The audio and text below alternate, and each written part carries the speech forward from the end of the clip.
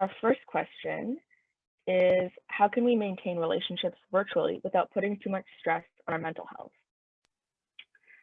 Yes, absolutely. So before I go ahead and start answering that question, let me just kind of clarify like what I do. So I'm a digital wellbeing educator slash workshop facilitator, and my work is around trying to teach, inspire, empower individuals to take care of their well-being mentally, physically, socially in this digital age, and specifically young people, because we know our phones, social media, the internet, it's really impacting how we interact with each other, how our relationship with ourselves, and what are the things we can do. So a quick definition, what is digital well-being? Digital well-being is the state of one's physical and mental health in the digital age, but more importantly, what measures can we take to improve a healthy use of technology? So just a little bit about what's digital wellness, digital well-being, and what I do. So to answer the question of maintaining relationships virtually without putting too much pressure on our mental health, if I'm looking down, I have my notes, so that's what I'm doing. But the first step is assess your virtual relationships. And we have access to a lot of people online now, right? On social media, your friends, your peers, your family. I mean, who is not online, who's not on social media? And there are just too many people out there that we are following, we're in contact with. So the first step is assess your friends list, your followers list. Is everyone you care about? Is everyone that, you know, adds some sort of value to your day, your life? Iman mentioned something earlier about like seeing negative things on your home feed, right? That's what we call it, home feed, and just kind of getting triggered or just getting upset. So who are those people that are posting certain things that just, you know, trigger that or put you in a negative mind space, or just doesn't add value? And you can do a couple things with that. You can, of course, so basically declutter your follower friends list. So you can unfollow people, that's fine. I know there's like this stigma around that, like you don't just unfollow people, that's uncomfortable. If they're not adding value, and especially people that you don't know in real life, you're never gonna meet them anyway, unfollow them, it is fine, they will survive. And the other thing also is, if that's too much, you don't feel comfortable, or, you know, maybe it's someone that you know in real life, you don't want to upset, you don't want to offend, Instagram, Facebook has the feature to mute people. So that way you're not unfollowing them, but they're not appearing on your page all the time, kind of making you uncomfortable or a little bit annoyed. So this is a very like simple step you can take to maintain a virtual relationship that is better for your mental well-being. And that kind of goes to like quality versus quantity. So there's this number, it's how many people we can actually know as human beings, like our brain can actually manage. And that number is very low. It's only 150 people that we know their names, maybe what they do, our relationship to them. And then after that, like we just can't even, our brain can't process that. So I'm not saying like you should only have 150 followers, 150 friends online, but just kind of, that's a good number to look at. And then everyone also kind of like is not even really going to be that quality relationship that we require, you require. And another thing also we don't think about on social media is that when we're scrolling through people's page, your friends, your family, peer groups, people that you don't know, when you're scrolling and liking and even leaving comments, like let's differentiate it between, are you consuming content that people are posting, or are you connecting? Connecting is very different from consuming content. So when you like your friend's picture, you're just kind of like, oh, I like this, like it, and then you just like keep scrolling, right? So that's just your consuming content that's online. Connecting is a two-way street. So talking to someone is connecting, and this doesn't have to be like in person. Like we always think like, oh, if it's not in person, if it's online, it's not useful, it's not quality, but it can be quality. Just kind of like focus on kind of almost one-to-one. So direct message, yeah, you can do that on Facebook, on Instagram. I'm a little bit old, I'm not on TikTok. I don't know if there's like a direct message on that platform, but just always think about like, am I connecting with people or am I just consuming content?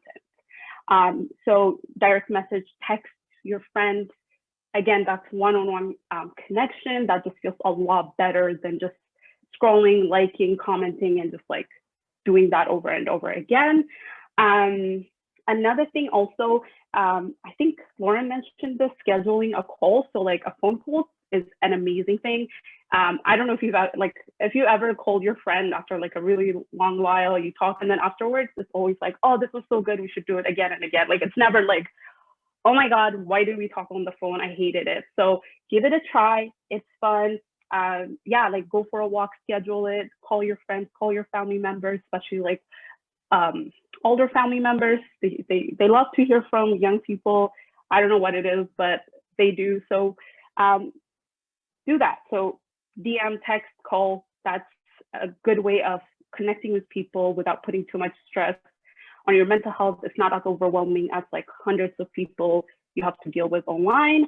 I also wanted to mention like virtual study is another thing.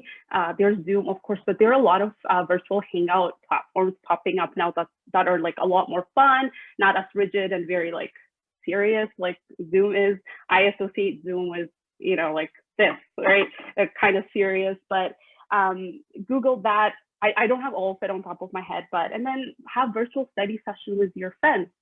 That's maintaining a relationship virtually without putting too much stress. You get to connect with friends. Maybe that would be like an accountability thing. You hang out together, you do homework, you study, and then you get to chat with people. And lastly, virtual hangout sessions. So I don't know, maybe some of you might do this, but what I have found to stay connected with people is doing like games we do it on Zoom. So get together and play games, like virtual games. And you can still chat with each other. You can also do like paint night, right? Like bring all your crafts if you like painting, if you like whatever arts, crafts, whatever you like doing, like do it virtually with people, friends, family, just anyone you know. And you can even have dinner online, like just turn on your Zoom just like you're here, but do it with friends, family again. Maybe, you know, bring your dinner and just think about creative ways of like, how can I connect with people virtually rather than just consuming people's content online. So I hope that makes sense. And that was some practical tips you can try. Maybe try one thing I mentioned, try texting more people and just see how it feels. So that's some ideas I had for maintaining relationship virtually without putting too much stress on your mental well-being and actually benefiting your mental well-being because you're actually connecting with people. Absolutely, Mehret. I really appreciate you saying that, or kind of reminding us that we should reevaluate the content that we're consuming online, because it's something that I don't think a lot of us think about and just kind of do it like automatically. So thank you for that reminder. Our second question for you is, how do our relationships with the internet and social media affect our mental well-being? Yes. So in 2012, something very interesting happened. So basically, there was a huge spike on depression and anxiety rate amongst young people, especially teenagers. And this spike in any kind of behavior has never been seen with any other generation. And this is, of course, Gen Z, after millennials. So basically, and then another thing that happened around the same time, 2012, is smartphone use and social media use also spiked at the same time. Like right now, with the stats since 2019 stats, almost 100% of Canadian youth have a smartphone and 93% are on social media. So it's not always like correlation is causation, right? Not just because two things are like correlated doesn't mean they caused each other, but it is pretty clear that once you start using like smartphone, social media, depression and anxiety also just skyrocketed at the same time for young people. This is also for adults, but for this topic with young people. So there is a clear effect between internet, social media use, and our mental well-being. So 3 things I thought I would mention. Like, there's so many ways social media, the internet impacts our well-being, but I thought the 3 things I'm going to share with you would be useful and actually have like the most impact. So the first one is sleep. Somebody mentioned it earlier, sleep deprivation, insomnia, and because we spend so much time online, we bring our phones to bed with us. Our sleep is completely, well, especially for young people, like sleep has been a big problem now. Another thing also, young people are reporting that they wake up in the middle of the night and feel anxious about like if they got a text message or, notification from social media. And that's impacting their sleep. And then in turn, they're not well rested.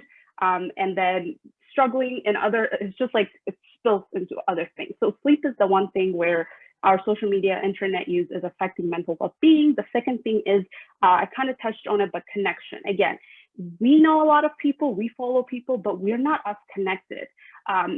Actually, social media kind of isolate us from people because we think we are connected. Because of course you have 300 followers, of course you like pictures and you leave comments and people like your pictures and they leave comments, but are we really connected, or is that just an idea of connection? So the quality is missing. And then the third thing is that it stops us from doing other things, right? Like when you spend so much time online. So the numbers about young people are spending 75% or more of their day online. So that includes school and everything, but that's a big chunk of your time is being spent online. And when you do that, what else is missing? Your hobbies, your offline activities that can like add a lot more to your life, like going for walks, reading, connecting with your family, your parents, your siblings, whoever's around you, your friends. So these are like the 3 important ways where social media and internet is affecting our mental well-being. I hate just kind of being like, here's a problem, it's too bad, and then moving on. So let me just quickly talk about a few things that we can do to take care of our mental well-being. So with sleep, it is such a simple thing that I think it's very practical and simple that we all can do. So if you have an iPhone, there is the night shift. I'll just show you because I have an iPhone where you turn on the night shift. So what that does is it gives, instead of that blue light that keeps us up, it messes up with our melatonin release in the brain, which signals for the brain like it's time to bed or the body. So if you turn that on to night shift, it kind of gives it that like yellowish screen instead. And that is done automatically once the sun starts going down.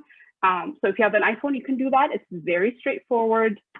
Or you can also do add-ons for like your laptop, or if you use an Android, on your laptop, PC, whatever it is, there are things you can add to ensure that when it's nighttime, that blue light is switched to a more yellowish light so that it doesn't interfere with your sleep pattern.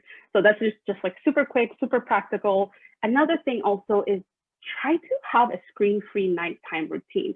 So if you're really brave, put your phone away, put the devices, put everything, at least half an hour to an hour. Like the recommended is actually 2 hours, but I feel like that's too much to ask from anyone. I don't do it. But even if it's just half an hour to an hour before you go to bed, like put your phone away, put your laptop away, put your devices away, and do other things like maybe read, do puzzles, do art, talk to your family, and just trying to like not be online. So that way, again, that blue light is not interfering with your sleep, or just consuming information, right? Maybe you see something that upsets you. So just having that time off, and then you'll sleep a lot better. You would wake up a lot more refreshed. You could actually fall asleep faster because your brain is not plugged in and just alert, consuming information. Because the best thing we can do right before we go to bed is just give our brain time to just relax and just process things instead of continuously consuming information. So I went a lot over sleep, but connection, we kind of talked about it. Call, text, DM, schedule time to talk to your friends. And just make sure you're staying connected with people. Again, are you consuming or are you connecting with people? That's a good way of just framing how you're staying connected with your peers, family, and so on. And for hobbies and offline activities, again, this would be so different for everyone, but I recommend going for a walk, get fresh air, especially if you're spending a lot of time like online schooling, just not having anything else to do outside. Walks have been like a lifesaver for me during the pandemic. Reading, art, yeah, pick up hobbies. What do you like? What makes you happy? And put your phone away and just engage in that actively. So yeah, that's some tips for how we can also deal with how social media and the internet is impacting our well-being, specifically our mental well-being. Thank you so much for that response. All right, so our final question for you is, how has the stigma surrounding mental health changed online and in person during the pandemic? Yes. So one thing is, like, as everyone is kind of going through this pandemic, you know, it's not by age group, it's not any demographic differences. I think people are becoming more aware of, you know, mental health and how it's like the challenges of being isolated and struggling with anxiety of what's happening and the depression. We are becoming more aware and more able to relate.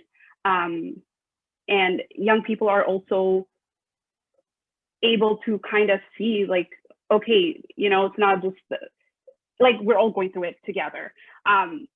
So another thing also I wanted to mention that I saw on a research that was done that showed is that young people, because of the pandemic, are actually getting time to, you know, not as much stress from school, extracurricular activities, not as much stress from responsibilities. They're having more time hanging out with their families. So I think people are also at the same time like taking care of themselves better. And they also mentioned they had more time to kind of spend doing things that they enjoy, their hobbies. So I think, and we're talking so much more about self-care, you know, how to take care of your well-being. So the stigma is kind of getting less and less with the pandemic. But however, one thing we have to kind of keep in mind is actually after the pandemic, how is the pandemic really affecting our mental well-being with isolation? People, there's so many things we can't do anymore. Young people can't do anymore. You're not connecting with your peers like you used to. You don't hang out with friends after school and go to the mall. Like that's all I did when I was in high school and when I was even just in school. So how is that affecting us? And we don't have enough understanding of that just yet. But I think moving forward, that's something we really would have to deal with, because are we going to be expected to just like, are we going to expect young people to just go into life and pretend that like everything was as it was before? And it's like, what stigma is that going to carry forward? So we're more aware. There's less stigma right now, but we have to anticipate moving forward how mental health stigma might increase. I hope that was a useful answer to that. I don't know if anyone else wants to add and help me out.